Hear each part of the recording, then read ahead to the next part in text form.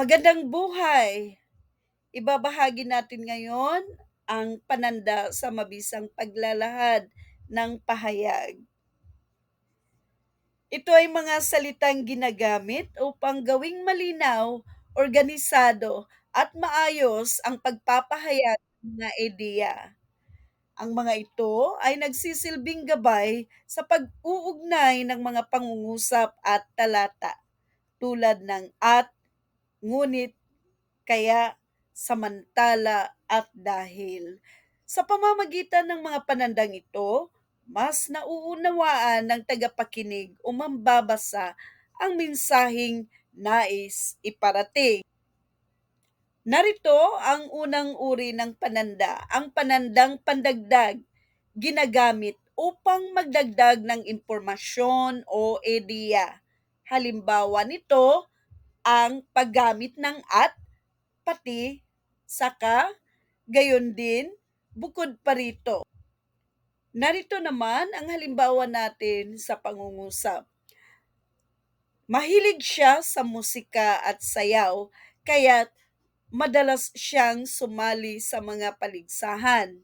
Ikalawa, siya ay matalino pati masipag, kaya palaging mataas ang kanyang mga marka.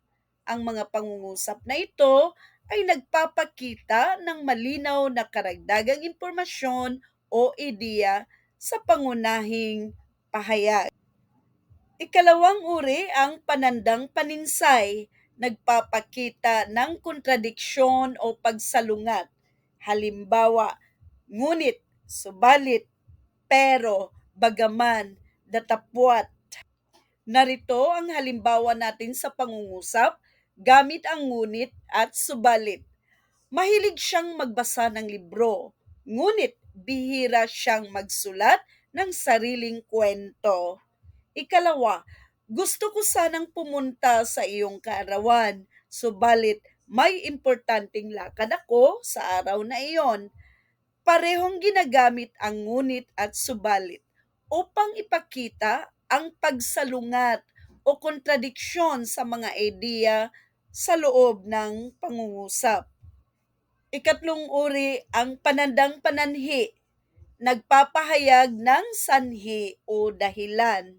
Halimbawa, ang paggamit ng dahil, sapagkat, kasi, palibhasa. Halimbawa natin sa pangungusap, hindi siya nakapasok sa eskwela kasi masama ang kanyang pakiramdam.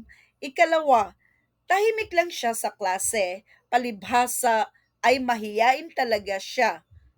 Ang kasi ay ginagamit upang magbigay ng dahilan o paliwanag, habang ang palibhasa ay nagpapahiwatig din ng dahilan, ngunit madalas na tumutukoy sa isang kalagayan o katangian ng isang tao o bagay. Ikaapat na uri, panandang panlinaw, nagpapaliwanag o nagbibigay linaw sa naunang pahayag. Halimbawa nito, kaya sa makatwid, kung gayon, sa madaling salita. Narito naman ang halimbawa nating pangungusap. Nag-aral siya ng mabuti at sinunod ang payo ng guro. Sa makatwid, ay mataas ang kanyang nakuha sa pagsusulit. Ikalawa, hindi ka nakapagpasa ng proyekto sa oras. Kung gayon, kailangan mong maghabol ng punto sa susunod na gawain. Ikalimang uri, panandang pagbabagong lahad, nagpapakilala ng bagong ideya o punto.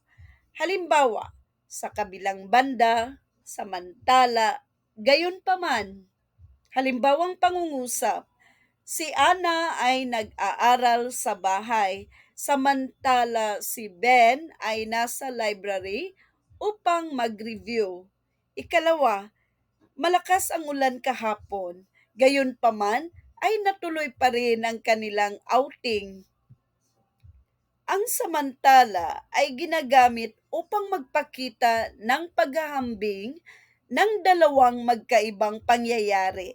na nagaganap sa parehong panahon habang ang gayon paman ay ginagamit upang ipahayag ang kontradiksyon o pagbibigay ng ibang ideya sa kabila ng naunang sitwasyon. Ika-anim na uri ng pananda, ang panandang pagtutulad, nagpapakita ng pagkakatulad o paghahambing. Halimbawa, katulad ng, gaya ng, tulad ng. Narito ang halimbawa natin sa pangungusap.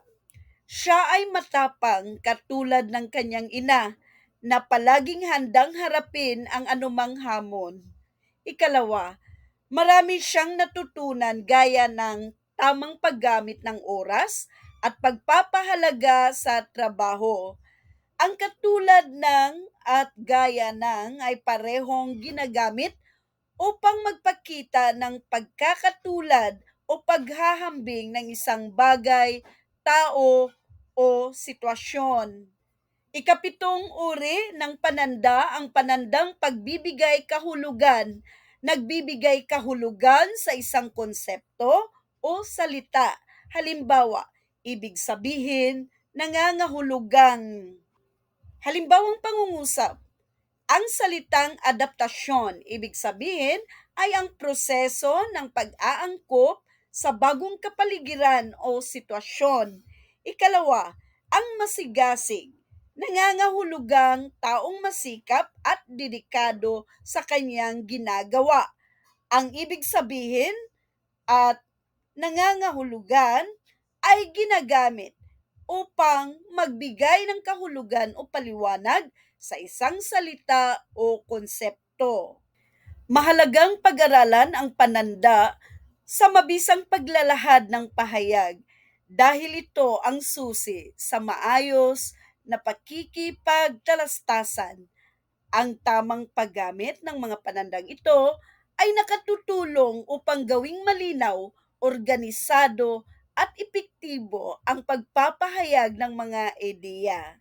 Sa pamamagitan nito, mas madaling maunawaan ng tagapakinig o mambabasa ang mensahe. Nagiging mas malinaw ang lohika ng usapan o teksto at naiiwasan ang kalituhan o maling interpretasyon. Hanggang dito na lang po. Maraming salamat.